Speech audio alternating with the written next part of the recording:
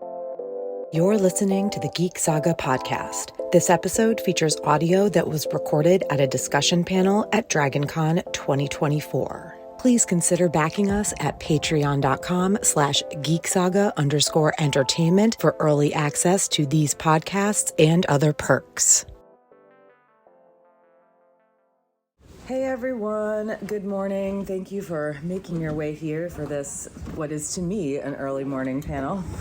I'm Tara. I'm going to be the moderator for this panel about Night of the Seven Kingdoms. We are going to be talking about all three of the novellas, and obviously there's not that much released about the show that's coming out, but we'll touch on what we think is going to happen in the upcoming show as well. And you can find me online at a Geek Saga, and let my panelists let's start at this end and go that way. Introduce yourselves, tell everybody a little bit about you, and then we'll get started with the discussion. Hello, my name is Anthony. I am a podcaster for the Fandom Hybrid podcast. I'm also a sometimes contributor on the Sci-Fi Party Line podcast. I'm just happy to be here. This is my 24th year at DragonCon. Hi, I'm Courtney. It's my 22nd year, I believe, at DragonCon. Jeez, I feel like a baby. I am a director, producer, sometimes actress. I also run a blog and podcast called Games for the Throne. I'm Christina Goodman. I am a Sanderson beta reader and a part-time cosplay photographer. And I am one of Jen's minions. So. Also, just to be clear, when I said I feel like a baby, it's because I've only been coming to DragonCon for like 12 years. This is year 14 for me, so you are the baby. Oh, it's nice to be the youngest for a change. So we're going to get started with talking about the very first book, which is The Hedge Knight. And I'm assuming everybody in here knows that Night of the Seven Kingdom encompasses the Hedge Knight, the Sword Sword, and Mystery Knight. Thank you. I had that, the title just left me the second I started to say it. Just starting with The Hedge Knight, I guess my question for the panelists is, I don't want this to be all about, oh no, what's going to happen on the show, but what is one thing you are really hoping to see them portray from The Hedge Knight in the first season of the show? The tone. It's interesting because it feels so very different from Game of Thrones. So the tone of the story and the tone of the characters' interactions, I feel like it's kind of a Don Quixote story, because Duncan is walking through the world with the rose-tinted glasses and tilting windmills and being like, I'm going to be honorable forever, and then everybody else is doing shady stuff behind his back. And I'm wondering how much of that they'll keep for the show, as opposed to making him a grizzled, grimdark character along with everybody else, and whether he'll have his rose-tinted glasses for a little while, at least until he loses them. So. I'm definitely excited for the first one, especially to see the trial by combat of the seven. Also, I just think it's going to be really interesting because with Game of Thrones and House of the Dragon, you have these big ensemble casts. And it's really going to be just about Dunk and Egg. So it's going to be a lot for them to shoulder, for the actors to shoulder. So that'll be really interesting. I was going to say the trial by seven as well. I think it's only going to be 6 episodes, and I don't know if they're going to do what I would like for them to do, which is give us a lot of time seeing more of the world, more of Flea Bottom, more of just the small folk. I feel like there's always something missing from the 2 series that we have now, and I would hope that we get to see a lot more of that with their interaction with just regular people. Well, and to be fair, that's kind of the whole point of the novellas, is to have Egg, who is a prince who's never supposed to be king because he's umpteenth in line or something, but ends up king anyway. But the whole point is to show him, what it's like to live as a normal person. Beyond what you think we are going to see in the show, what is, if you want to move into books, I'm calling them books 2 and books 3, but quote unquote books, what is one of your favorite things about Dunk and Egg's relationship? Egg kind of runs things even without running things, which I like. Every time Duncan is like, don't come with me, and then Egg has it set up to be like, I'm going with you, It is not good for it is a better look for the knight to have a squire with him, and he tells so he goes over his head all the time, and I just love that about their dynamic. Yeah, well, it's like Dunk really needs a teacher, and even though Aegon is so young, there are things that he knows that can help Duncan. So it's a really cute relationship. I think it's their little meet cute. I think is going to be one better word than adorable, but adorable. You know, as he pops up cooking the fire and everything, and Dunk's like, "What the heck?" You know how there's a trope of the relationships where the child is the one who is like the adult, and the adult is a child. I think I really like that part of their relationship. It feels more real than many of the other relationships we see. You guys both have mentioned you are excited to see the trial by combat. So I want to ask you guys what your thoughts are on how Dunk collected. And I'm putting, I'm saying Dunk collected them. He really didn't do the work, but you know what I mean. How Dunk collected the men who fought on his side, and who out of his champions was maybe your favorite. Baylor? Yeah, that's what I was gonna say. Oh, come on, that's the easiest. I know. Give me that green apple Fossaway every day. Oh, and then when Sorry. the helmet came off, I was like, what? No. Oh yeah, this is a Martin book. Yeah. Yeah. You're like, oh, a Targaryen that's not an a-hole. Okay. Wait, he dies now. Okay. Well, that seems to be something that Martin does. It's like, oh, this guy's really, really good. He's dead. Yep. Yeah. Yeah. No, yeah, we can't have too many of these good people around because No, we can't have any. We just can't have any now. I'm excited also to see like how the you get the green apple the Fossaway split, which is very interesting. And also, this is like jumping forward a little bit, but I will stand by the fact that I believe that Garland Tyrell's wife, Leonette Fossaway, is a green apple Fossaway because she seems so nice. And we're talking about like current, quote unquote, current timeline ASWAF books, but she seems so nice that like she has to be a green apple, right? Nobody wants a red apple Fossaway. Ew. But yeah, that split happened in the very first book, The Hedge Knight. But also, like, Dunk gets these champions. Obviously, okay, so Baylor's everybody's favorite. But one of the people he gets is, well, first of all, he's got two Humphreys. But I believe one of them is the one who Arion chopped off the guy's horse's head or something like that, or no, that whatever, he killed his horse in their joust the day before, so he's all mad. Then there's a Humphrey Beesbury. I honestly don't remember why. I think Egg brings some of these guys to him, but you've got Lionel Baratheon, the Laughing Storm, and of course the Raymond Fossaway, the Green Apple Fossaway. But there was a moment where he didn't think he was going to have that seventh, and in that case he would have had to relinquish the whole thing. But it was Baylor stepping up that literally gave him the chance to live. I know you guys said you all love Baylor, he's your favorite, but thoughts on Baylor actually being the one to step up and kind of go against, I mean, this is literally his family that he is now fighting against. I mean, I think the fact that he stepped up is part of the reason that he's the favorite. I mean, because if he hadn't, he'd just be, Dunk thinks he's honorable and is like, ooh, the prince, but it was set in stone that he's honorable when he stepped up and was like, I will take your side now. And so then we were all like, oh, we love you. And so you have to die. Yeah, it was nice that he stood up and was like, okay, y'all are being jerks. I'm going to go with this little guy over here and help him out. Well, this little big guy over here and help him out.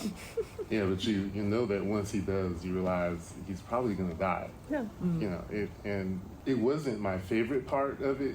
Even though he's my favorite character, you know that whenever a character does something like that to help our main character, and they're so good and so noble that, well, we call them inciting events. So this is the thing that's going to kick everything off for our hero. So it was okay, but it almost made me not want to finish any of it.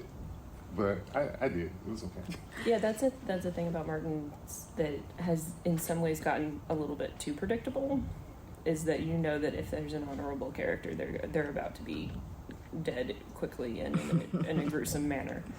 That's why what I said first about how the show is going to handle the tone of the stories is what are they going to do about Duncan and the way that he sees the world, and Egg too. Egg's a little more pragmatic, but Dunk still has the Baylor's a prince and I vowed to be his knight right when he died. So Dunk still has this innate need for honor to exist and be good, and you know that because it's a Martin story, that's not going to happen. So I do want to know how the show is going to handle that dichotomy of how he sees the world and how we're going to see the world through his eyes as the audience too. It'd be fascinating, really, because they could go a bunch of different ways. They could just make him hard-boiled, just like everybody else, a normal despondent character, and or they could give him the hope and then crush him, which is hopefully the way that they go, because that's what the stories are.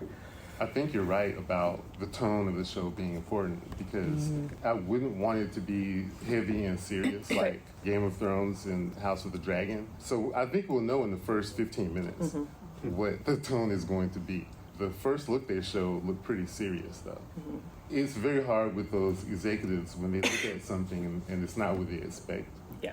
They can cause problems. I think that we do have to keep in mind that there is a lot of seriousness in the series. I'm with you. That first look did look kind of serious, but I'm hoping that it was just this is what they chose to show, and maybe they're kind of going to do like a fake out, and it won't actually, they will kind of have that, what you're talking about, the focus a little more on the experience of the reader is we see that Duncan doesn't actually know the truth about the world around him. So he's basically a kind of an unreliable narrator. He thinks that there's good in these people and that there's honor in the world and that there's things to fight for.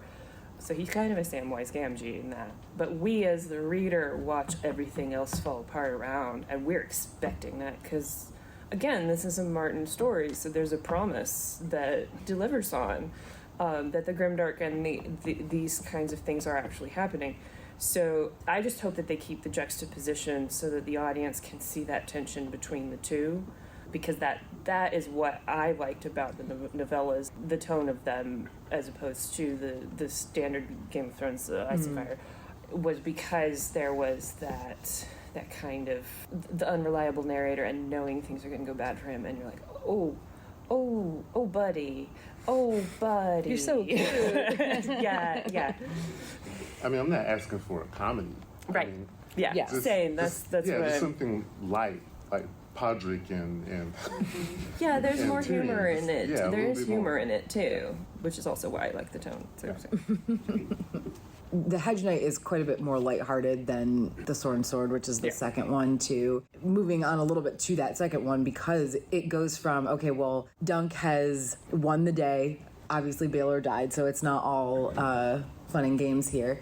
But Dunk has won the day. He takes Egg as his squire. The Targaryens even agree to let Dunk just drag Egg around Westeros, keep his head shaved, and keep this coin or ring or whatever it is in the boot, just in case. But you can just bring this prince. And to be fair, this is not an age of social media, right? Nobody freaking knows what this kid looks like. As long as he doesn't have that Targaryen hair. I mean, he's still got the eye color, but as long as he doesn't have the hair, it's a little bit easier to hide him. But yeah, it goes from as happy of an ending as we're probably ever going to get in a Martin book, especially in this world, to like there's drought, the spring sickness I think has already happened before the beginning of the Sword and Sword. Duncan Egger's stuck at this old dude's house, just kind of like doing his dirty work for him. So the tone really does switch quite a bit between there's still like some humor and stuff in the second novel, but the tone really does switch. So like, did you guys, when you were reading this, particularly for the first time, or even on rereads, did you guys have any feelings about like, oh, well, this first one was this, and now I'm having to read sad, bad Martin stuff again? I don't know. I mean, I just really hated the Brown Knight. Oh yeah, and the back and forth and the way that I just couldn't stand him. But I didn't feel like that was too much tonally different. It was more on the lines of he is the grizzled character that you're expecting, and Duncan is very annoyed, and so I did think that there was a little bit there that was still tonally not. Yeah, it didn't feel like too much of a tonal shift. Yeah, it was slightly different. I mean, the middle one to me wasn't my favorite part. Dunk starts to find out about the world a little bit in the first one. He really starts to find out about how petty lords can be in the second one as he goes back and forth and sees what they do. So I do think it will be a little different tonally. I'll be ready to get to the third one, though, honestly. We'll see. for me, it was like I realized that the stakes were increasing in the story because you know that there's something going on in the background, and you find out about it later. But a lot of this really was just him, plunking along, the two of them plunking along, and just, I don't know. The tone in the second and the third one didn't bother me whenever the tone shifted because, like I said, the stakes increased. Things were getting a little bit more serious. There were things happening, and he was seeing these things. And like you said, the lords, they're terrible people. Like they just are. And he's learning that you want to be. Well, he first learned that this is what it meant to be a knight, and then you meet the knights and you realize they're not what they're supposed to be. I guess you realize, like you said, what the world really is like. I don't want to jump entirely into the third book necessarily quite yet, but at the same time we were talking about it a little bit. So you guys you all seem to like the Mystery Knight a lot. I don't know if I do like it very much. I don't hate it by any means, but out of the three, I have a terrible confession. Yeah. I didn't read the third one yet. Well, spoilers. It's fine. I'll get it. So you guys prefer it over the second novella, is what I'm hearing. I mean, I kind of probably do too, but I still don't really love the Mystery Knight. So I don't know. I'm interested in your thoughts. I think the mystery of the dragon egg is really more of what it was about. It's interesting. I mean, what dragon wasn't going to come back, but still, what's going on with this egg? Who's got, So that was what was interesting to me. Yeah, the egg is what made it more interesting than the other books. Where'd that egg come from? The thing that kept me going is I want to know more about the Blackfire Rebellion. That's what I want to see. I don't think we ever will see it like Robert's Rebellion. It's always going to be that thing they talk about, or Aegon's Conquest. They're always going to talk about it, always going to refer to it, but they're never going to put it on screen. But that's what I want. I'm not going to get it, but that's what I want.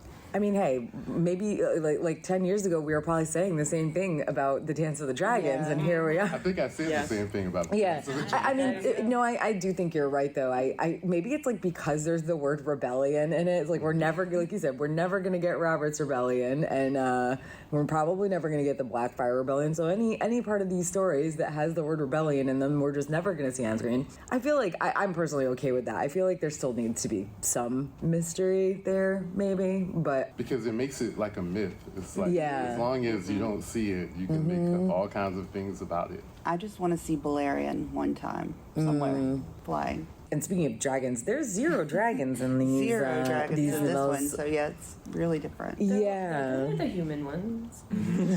right. Well, and this is something that has come up in some previous conversations I've had, on my podcast and stuff, is obviously, we've talked about what we think the tone of the show might be and everything, but what are your thoughts on Game of Thrones / ASWAF show that's not going to have any dragons until possibly, if they get to the 3rd season, having an egg there that, nothing's going to happen with? I'm surprised because the other show that got canceled was basically because someone was like, are there any Targaryens? No. Are there any dragons? No. We can't. You're not going to do this show now. And so we got Targaryens and a dragon egg, possibly. So that might be enough. But I'm okay. I want to see more things. The only point of reference I have for this is if you watch Andor, there are no Jedi Knights, there are no Sith, no lightsabers, and it's a very, very good Star Wars show. Very good Star Wars show. And that's kind of my hope for this. There are Targaryens, but there are no dragons. And so that might, hopefully, it'll have that same feel to it. There's also a part of adaptation that they can do things in different sections. So they could probably introduce portions of book 3 of the novella 3 into the storyline of the first one and have hints of Dragon Egg. And that way at least mention it. So there are ways to have it, and maybe not even on screen. But yeah, I think again, it's where are they going to be focusing? Is it going to be the small folk, or is it going to be the big political machinations? I just feel like this one's going to be such a different perspective because it's from somebody who is not a noble or a king. So in that way, I just feel like it's going to be totally different. So I think while I'll miss the dragons, I think it'll make sense. It won't be here's a Targaryen show where there's no dragons, because it's really about Dunk and Egg's adventures and Dunk learning about the world. let's be real, while Egg is a Targaryen, and there are quite a few Targaryens in the first novella, it's just Egg in the second and third ones, but he's supposed to not be a Targaryen at this time, so it's, in a way, by the time we get to this, I would assume, second season of the show, if it continues to a second season, we're technically going to still have a Targaryen on screen, but not really, if you know what I'm saying. He won't be your typical Targaryen. Yeah. I also wondered while I was reading it how many more name drop, because there's some name drops in there of characters that we've heard of from the Song of Ice and Fire, but I'm wondering how many more they might add, because it does mention Dorne. He goes to Dorne but off screen, so is there going to be more made of those kinds of world building in the place of Westeros? Because it's kind of billed as a road movie. The way that the show seems to be portrayed is that it's more of they're gonna go be errant knights and move around, which the novellas don't quite deliver on. At least I haven't read, like I said, I haven't read the third one. I don't know if they move around a lot, but like on screen, like buddy cop road movie feel. So I don't know, again, that what they'll choose to do with the show is if they're going to go to different places or they're going to actually have them go to Dorne and show it, and then drop more familiar names, familiar places, familiar things that we connect with, and like, oh, so that person is doing this now, and their descendant does this later, or vice versa. Because I think it's 90 years between each series. About, yeah. Yeah, from House of Dragon to Dunk and Egg to Song of Ice and Fire. Yeah. Yeah. So there's like a generation or two in there, but all the names. But Yeah. I mean, listen, they name drop Baratheons like immediately in the first novella. That's why that was the first thing I noticed. Like, oh, yes, I know where you did that. You had a question? I was just gonna bring up a counterpoint to your argument, which is, there's no dragons in Dunk and Egg because of the time period that it takes place in, but also there's no dragons in a Game of Thrones technically, and there's a lot more that makes Westeros fascinating than the dragons. You know, like the heraldry, the power structures, the way that the characters exist in relation to each other, and I think there's a lot more than the spectacle of the special effects or anything like that, and those character relationships and the way that react to each other, the tragedy of it, that's very compelling in my opinion too. So I think they have the material to do a really something special, even without the dragons. They do have dragons starting at the end of season 1, and they also have direwolves. We just don't really ever see them all that much because of budget, There's that. But also, and speaking of budgets, and you mentioned like the spectacle, I'm so glad that House of the Dragon has happened and that we got to see that tourney in season 1 where we finally actually got the crazy helmets and everything, because that makes me feel so much better about them doing this show now, and we're not just going to get like mud pit Baratheon tourney from Game of Thrones. Yes. I want pageantry, please. Yes. I mean, let's be real. All of those helmets and everything are so freaking ridiculous in the books. Like, how? Why? No. But at the same time, I still want to see it on screen. The only thing, well, there are a lot of things that concern me, but like, when was the last time there was a successful medieval show on television that didn't have dragons or magic? Rome. How long ago was that? But Not a Game decade of ago. Thrones got rid of it. That's the problem. The Tudors Yeah. were successful. Like, they're few and far between. Yeah. And at least this show has Game of Thrones and House of the Dragon to kind of Right. buttress it. Right. So. It can work without dragons, like the guy said on the end. It's all about the writing and the acting. It's all about the characters. Right, if the script is there, then we're going to be fine. And to the lady's point on the end with them going to Dorne, we may get the backstory of what happened to Meraxes and what happened to Rhaenys. That skeleton has to be there somewhere. Maybe someone will tell them, and who knows, maybe you'll find out what was in that letter. Maybe they passed it down. We talked about that letter a lot yesterday. Yeah, maybe you'll find out. Yeah, I'm really interested to see, because they have a sandbox to play in, and since they are novellas, they're so condensed that they could expand it and play in the sandbox of Westeros and the hints and rumors and things that we aren't sure if that would be just fun in the writer's room. I'm sure that they have a blast with that. Yeah.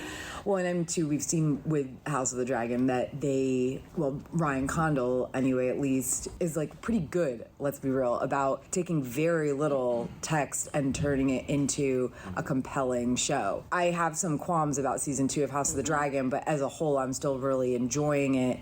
And there is quite a bit more actual story and like character development in the novellas. So yeah, it's going to be, I think, really interesting to see how they play with what they already have and what they might add. I personally don't know if I want them to go to Dorne, only because I still have a really bad taste in my mouth about Game of Thrones going to Dorne and like ruining my favorite part of Westeros and my favorite family in Westeros, but you know. Yeah. I'm just curious what y'all's thoughts would be on if they... I don't really know how I feel about it, if they're going to add stories that aren't in the 3 novellas, or if they're not. But, like, what are your thoughts? Like, would it be cool to see that? Because I think that there could be some cool tie-ins with what you're talking about, like, from other pieces of A Song of Ice and Fire, and seeing that kind of sprinkled in. Or just keep it what it needs to be. Well, I know that Martin had more novellas planned. It was supposed to be a full 10, I think. He changes his mind. Well, yeah, this is Martin. So there might be more drafted that they're playing with. Right. And we do know that the shows have a history of taking and things ideas that he has and then running with them. So I'm not sure. That's why I was wondering if they would try and add more depth to the story rather than make it more expansive. Then, because the novella has to be very, very narrow, and I wouldn't mind that getting a little bit more flavor of the world. Well, especially too because the novellas are very contained in an area, right? They're at the tourney for the first one. They're at Sir Eustace's house and his neighbor's house in the second one. They're at, is it the Beesberries that they're at in the third one? White Walls? I knew it started with B. Sorry, guys. So they're in the third one, and there is a little bit of like traveling at the beginning of the third one, right before they go to that tourney. But yeah, they are very contained. And I believe the fourth novella was supposed to be in the north, but I mean that's probably skipping a little bit ahead of ourselves because that still hasn't been written. And even if we get to a fourth season of this show, it's going to be like 8 years from now at least. So, do you think that as a way to like bring the dragons in without bringing the dragons in, or to fill in some of the gaps of what's not in the book, do you think that they'll explore more of the idea of like the dragon dreamers or dragon dreams? Because there's no actual dragons, but they are in the eggs, even though they're not going to hatch. yeah. Well, don't we have a character that dreams about an egg hatching? So that will be a way to get the dragons in. Back to your point, you make a very good point. I think the one thing they're going to have to do probably, I know it's only 6 episodes, is as much as we would want it to just be Dunk and Egg, it can't just be the two of them. There's going to have to be other characters that kind of fill out the tapestry of the world. So we're going to probably see other characters in other places doing things that's going to set up things later. Not really a spoiler, but the second Blackfire Rebellion, all that has to get started somehow. And they just can't give us a bunch of crumbs and then throw a cake at us at the end. So they're gonna have to set it up. I feel like the way they did set that up in the books, you couldn't do that like in a show where people are just kind of casually talking about the rebellion. I just feel like it wouldn't work out that same way. Like you need a more visual context for it. They could do it. Yeah. They could do it. All the shenanigans that Littlefinger was up to on the show. Right, that's true. He could do it. Yeah. And Otto Hightower. Yeah, they could drop enough hints. I mean, I'm honestly shocked it's going to be 6 episodes. Like that feels. I mean, it just feels like a lot. So I am a little bit interested to see, and also a little bit worried about what they're going to drag out or try to pack in there. We're going to call it fluffing out. Yeah. Fluffing out. Yeah, we'll see if I feel that way. Yeah, that's why I was wondering how many hints they're going to be like setting up the next. Yeah. Like if they pull them into Sum of 3 and all that. Speaking as someone who's very ignorant, having never been to Dragon Con, having never listened to any of your podcasts, sorry. Has everyone pretty much given up on the idea that Martin will ever finish Ice and Fire, or is he just going to concentrate on these little novellas and other little side stories and whatever else HBO is willing to pay him? No one actually knows except Martin himself, and I'm not entirely sure that he knows. Yeah. He's I bet that steak that's on his future plate will... right.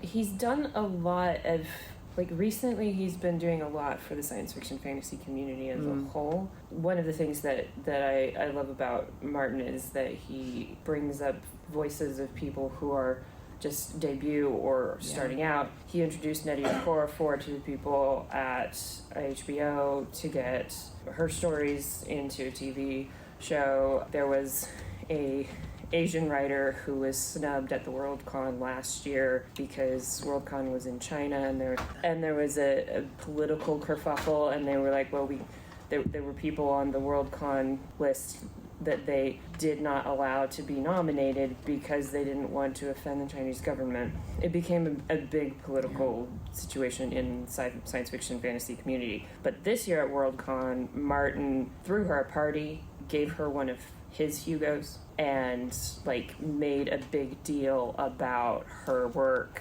So I love the fact that he's putting a lot of this, we want him to be writing the books and putting his effort into that, but I'm happy that the fact that he's putting his effort into getting diverse writers to have more attention and to get more industry views, which I think is great. But whether he's going to actually sit down and write the last 2 books, meh.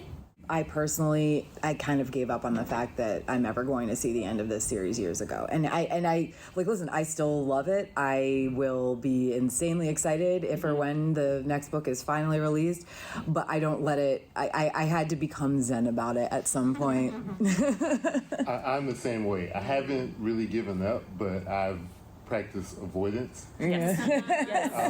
I don't read any articles or follow any interviews or anyone asking him about it or anyone writing about it or podcasting about it. I just avoid it, ignore it, and pretend it's not happening.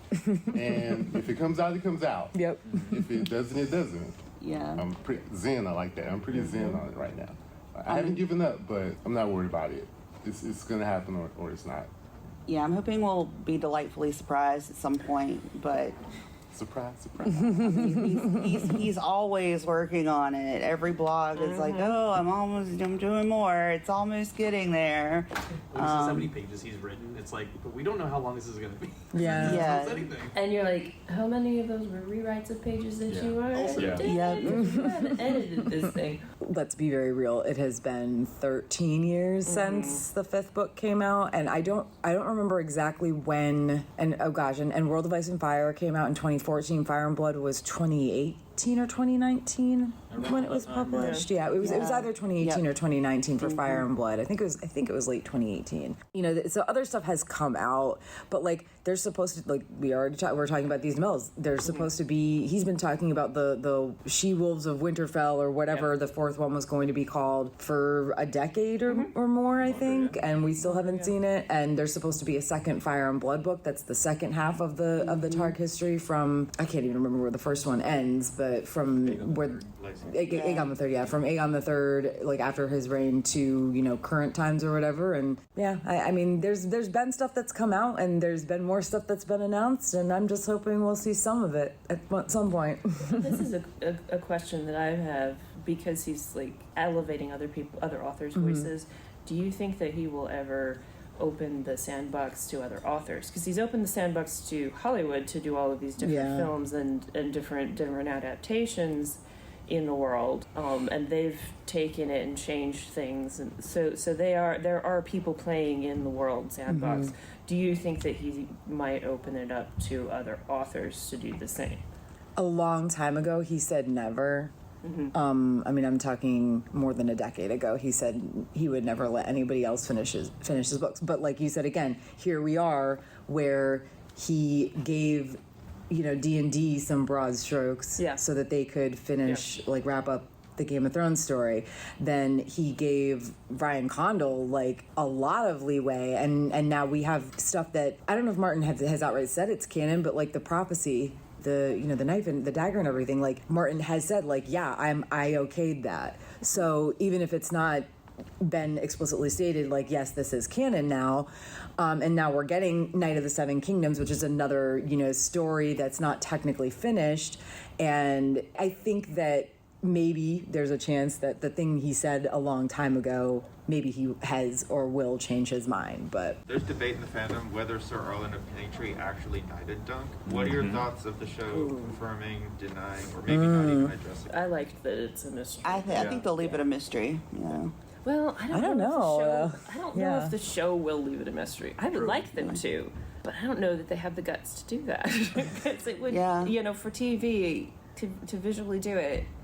I mean, we'll see. That's fascinating. Yeah, it'll be interesting to see how that plays out. Yeah, I kind of lean toward the side of he did not knight Dunk, and honestly, to each their own if you believe otherwise. But I also think that if they're going to show something, how do you show that a thing didn't happen? Yeah, true. I don't know if he did or didn't, but I think that really isn't the point, because the point was he showed him what it meant to be a knight, and it doesn't matter. Like, whatever ceremony they do or whatever it does to take a knight, the guys who have gone through it and have been knighted aren't really knights. No. They aren't as noble as you would think they are. Like, so for me, it's sort of like a running plot point that would make the show interesting, that he would keep getting confirmation that just because you went through a ceremony and been knighted doesn't really mean you hold those values. I like your point. I think it makes more sense that one of the best knights in Westeros is not really a knight. Yeah. Like, you have Barristan Selmy, he's great, and you have Brienne, who may or may not get knighted, depending on if you finish the books. But as far as Duncan goes, we know he's a knight, but he is one of the best honorable men to become a knight that was never actually knighted. So I kind of like that better. Yeah. And I feel like the way the show shows that he wasn't knighted, it would have to be a confession, but that would come like way down the line. I'm curious on what your guys' thoughts on like how the use of like prophecy in a lot of the stories, and especially now in like House of the Dragon, how they're kind of really showcasing it pretty heavily, which I think is a bad move, especially in television, because it works much better on the page to kind of, especially like in Dreams. George is like phenomenal at writing dreams with a lot of the characters. But it's like, you can't really portray that on the screen. Or you can try, but it's going to come it's just going to be a very difficult thing to do well without maybe looking cheesy.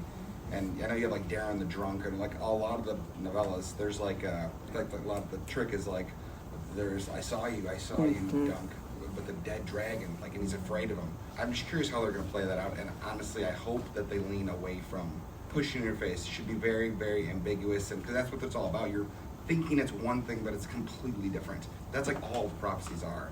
Are you specifically referring to the way they portrayed the stuff with Daemon in season 2 of House of the Dragon being too much? I'm just trying to. I mean, I'm going to clarify. I didn't even finish House of the Dragon 2. Okay. I did not think it was that great. I'm a bit of a hater. I feel you, man. Yeah. And I'm also worried about, just because HBO's track record, even them blowing it up to 6 episodes, I'm like, like this is a movie, Yeah. I don't know. I think it's really well written, and if they add too much, I just think it's I worry about that. It's not a good move. But I think with the prophecy too, it's just, I don't think it's good heavy-handed. Or even like when they talk, like when Rhaenyra's talking to her father, being like, the song of ice and fire. The song of ice and fire, like my daddy said that. I think it should be very, I don't know, I just think it's really hard to portray on the screen. Yeah. I don't know, it's so ambiguous and like mysterious throughout all the stories, and it works much better that way, where you're just like, I think like something's, there's so much confusion there. Where in the show, it's like so heavy-handed. Gotcha. It kind of comes off corny. Maybe it's just me. I mean, I agree. Like, I don't want to see Darren having his dreams, right? Like, having him have the line, like, I saw this in my dream, that's one thing. That's from the text. But yeah, I agree. I think there is a point where you can show too much. Not to, like, get into House of the Dragon too much, because that's a tomorrow panel, guys. But yeah, that was one of my... I don't want to call it a fight. That was one of my qualms of season 2, was that I was like, oh, this stuff with Daemon is really cool. Oh, this stuff with Daemon okay, they're doing this again.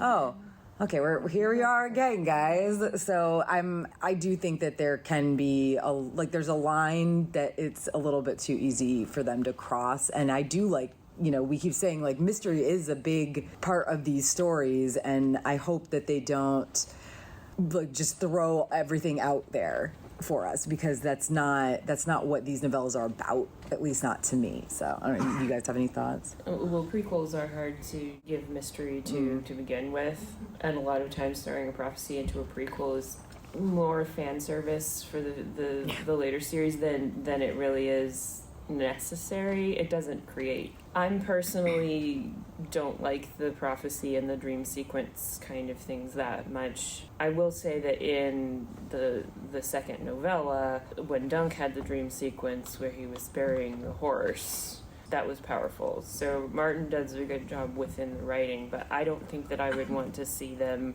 put that on screen, because then I'd have to explain that it was just a dream and that they didn't bury the horse in Dorne and it wasn't this way, and all, you know. So yeah, I don't know. I kind of agree that I'd like to. The dreams could be mentioned, but maybe not Explicitly because shown. dream sequences are hard to make not cheesy. Yeah. Not cheesy. Yeah. If they really want to do something different, like Game of Thrones was sort of driven by prophecies, House of Dragon plot point was the prophecy. So let's kind of not do that for the third time. I would appreciate that a lot. Prophecies are for all the big people. We are the small folk. Yeah, Right. small we're just here. Yeah, I don't think they should have the prophecy in there either. I think that's just too much. And I can't see how they could tie it in. I mean, I guess they could find a way, but, and I agree with everybody else. Like with the dream sequences, you know, you can have a little bit of that, but not overdoing it. If they were to bring up the specific prophecy from House of the Dragon, I don't know when they would, because the whole Exactly. point is to only pass it down to the person who's going to rule next. And Aegon, as I said, is like umpteenth in line for the throne and doesn't know until much later in life that he is going to rule. And even then, it's only because his brother is like, well, no, I don't want this, and also I'm going to go to the wall so that you can't come find me and you know, try to use me against my brother. Perhaps if this show continues and continues and continues, and 20 years from now we're on season 5 or whatever, and you know, maybe eventually the prophecy would come up. But yeah, that's another thing. I hope they don't shoehorn the House of the Dragon prophecy into this show, because it's not going to make any sense for Egg to know about it. I suppose Baylor could like take off his helmet with his broken head and be like, "Don't forget about the prophecy, guys." But Before I die, real quick, come over here. I'll ask you a fun question. Where do you hope to see Dunk and Egg go in the future? I would love to see like a novella of them in Essos, for example. That would Oh, be cool. yeah. Yeah. Yeah. I would like to see more Essos. That would be amazing. But I would love to see them go to Essos. I don't think they ever did in like the story, only because like I feel like I want to say that Martin said he only had so many places they were going to go, like 5 or 6 different places he was going to show them go before, you know, Egg finds out that he's got to rule. But yes, I mean, I would just, like you said, I would love to see more of Essos, period. But I mean, I honestly, I think maybe that deserves its own show, but do I think we'll ever get it? Probably not. I mean, they've bandied about a lot of ideas for spin-offs that they seem to. It's like like Nymeria and the 10,000 Ships one keeps coming up, but do I think we'll ever see it? I don't know. I hope we do, but where would I like to see? I mean, I do want to see them go to the stinking north, you know, just because Martin's been talking about that being the next novella for a long time, and at this point, I'm kind of like, well, if 8 years from now I'm gonna get season 4 of this show, and that's the only time I'm ever gonna see Dunk and Egg go to the north, I'll take it. young Nan. Yes, exactly. Give me young Nan. I want young Nan. Like, we're getting Alice Rivers, and I'm liking her portrayal in House of the Dragon, so like I would love that treatment of young Nan. Yeah, I would like to see them go to places that we haven't seen, you know, as Yeah, well. You know, it's nice that they've been to some other castles that we, you know, the lesser lords. I think that's sometimes interesting because we get to see all the big places in the other shows. Just don't go to Harrenhal. No. I'm done with Harrenhal. There's no need to go to Harrenhal. I'm just excited about seeing more of the Reach, because I think Yeah. we'll never Yeah. get to see Yeah. enough of the Reach. A lot of beautiful castles, a lot of beautiful locations. I really would like to see more of that. I mean, Ashford Meadows is in the Reach, right? Yeah. Yeah. We can see our 4th rendition of the castles. Always changing. And otherwise, the North, because I think the interaction with the people real North people. Yeah. Would be very interesting to see Yeah. that difference between what they think is knighthood. And Give me like some interaction with the clans in the North too that we never got, Yeah. you know, in Game of Thrones. Like it's in the books a little bit, but like I want more of the clans. it's closer to the wall. This Yeah. what those people live like. Yeah, awesome. We're not done yet, but we got about 5-6 minutes left. So what is what is your favorite and or least favorite thing about the novellas? My favorite thing is Dunk being such a Lunk. yes, being such a lunk. Dunk the lunk. Like I've been like saying that to myself. Oh, Dunk the lunk. No.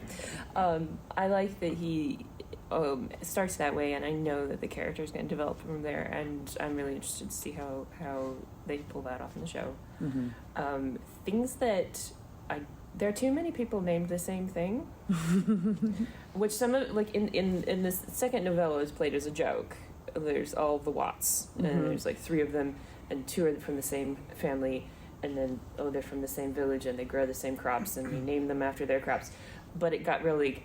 That's another thing about Martin, though, is that some of the names all sound the same, of the lords and all that. So being able to differentiate who's who a little better would be helpful. So don't hate me, but yeah, no. No, I mean, no, you're not wrong. Listen, I've been heavily into all of these series, and I ran a convention about them for 10 years, et cetera, et cetera. I still, like, on my podcast will say Aemon and like, oh wait, no, shoot, I'm talking about Damon right now. Like even to this day. I would say, like, we didn't really talk about the Sword all that much, but I really like Roanne Weber. I really am excited to see who they cast as her. Yeah. I just want to see this like tiny little woman with this like big mane of red hair, and she's just such a smart ass. I think it's too early for me to say that word. I see Jen over there in the corner. She's not paying attention, but I didn't swear, Jen. I didn't swear. But she's just got like really good banter, and I like her so much. And as excited as I am like to see the tourney and everything from season 1, I am like already counting the days until I see Roanne Weber on screen. Yeah, she'll be interesting. Again, I'm just interested to see it from the perspective of, you know, somebody who's not a noble, or who's not in line for the throne. So I think seeing it from that perspective, from just a commoner's perspective, is going to be really interesting. And then just to, you know, really stick to their adventures. My favorite part, for the most part, is it's going to be what's going to be important to the show is how is the actor who plays Ed going to pull it off? Ooh. Like, how is he going to be able to do both, to be a kid and be the adult in a relationship? That is going to be very important for me. And that he's not a Mary Sue, where they get into a situation again, and he goes, "Well, I'm Prince Aegon Targaryen, right, and you have to do what I say." I don't want that. He does always want to pull that token out, that ring out. Like that's always his answer for everything. Yeah, so. I want him to be able to do that and convey that sense of authority when it's needed, and maybe that will help us see his pathway to becoming who he's supposed to be. And I am also very interested in the Egg portrayal and how whether or not the actor they found to play him is going to pull it off properly. Yeah. It's going to be, and also please somebody if I'm wrong about this, have we seen anything about Tansel from the first like? Just a cat. I mean, obviously she's going to be. So they have announced who is playing her. Yeah. Because like I haven't seen like I only saw they've only released that little like first look thing, which to be honest I didn't even know they were like that far along in filming that we were going to get a first look. Well, like we did, what was it, over a month ago now, or about a month ago? But yeah, I am very interested in Tansel Too Tall, but not too tall for me as well. Yes. And I'm hoping that they do that justice because while these are a little bit lighter than some of the other ASOF works, there is some stuff that I don't want them to take things too far, I think is what I'm trying to say here, particularly with Arian. Jerk. Thank you for listening to the Geek Saga podcast. If you like what you heard, please check out other Geek Saga entertainment endeavors, including the Sagas and Sass webcast and podcast and Ice and Fire Con.